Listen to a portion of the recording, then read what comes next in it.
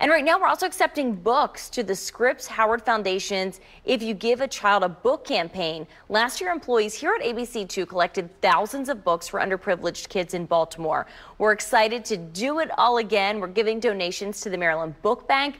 They distribute over 150,000 free books to kids, teachers, and schools every year.